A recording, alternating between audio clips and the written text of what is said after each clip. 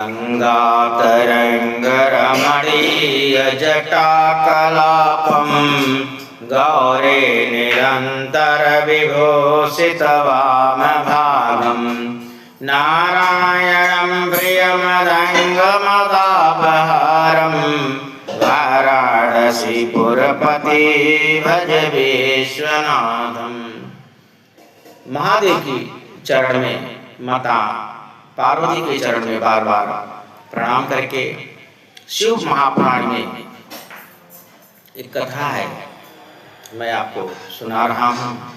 हिमांचल और मैना के कठिन तप का, जिस कठिन तप के कारण ही उन्होंने माँ जगदम्बा को अपने पुत्री के रूप में प्राप्त किया था। यह कथा जो है ब्रह्मा जी सुना रहे हैं अपने पुत्र नारद जी को। कहते हैं, हे ब्राह्मणों में श्रेष्ठ नारद। देखिए, एक चीज और जानकारी के लिए मिल गया कि नारद जी जो हैं ब्राह्मणों में श्रेष्ठ हैं।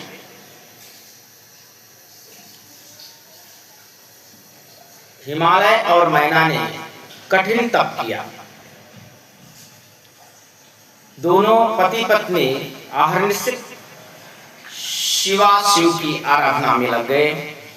27 वर्ष तक उन्होंने जल पीकर, कभी वायु का भक्षण कर कभी निराहार रह करके शिव सहित भगवती का मृणमयी प्रतिमा बना करके अखंड पूजन किया। देखिए, उस पूजन का परिणाम जो है, जगमयी उमा मैना पर प्रसन्न हुई और प्रकट होकर बोली, हे गिरिकामिनी, मैं तुम्हारे तप से प्रसन्न हूँ। तुम्हें जो प्रार्थना की है मैं तुम्हारी वही वक्षा पूर्ण करूंगी। मैना ने प्रणाम कर भगवती काली की बड़ी स्तुति की। उन्होंने कहा, यदि आप प्रसन्न हैं तो एक वर दो।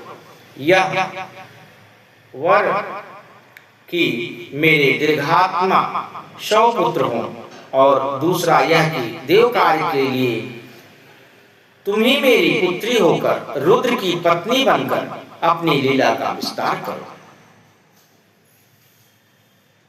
देवी ने तथास्तु कहकर प्रस्थान किया।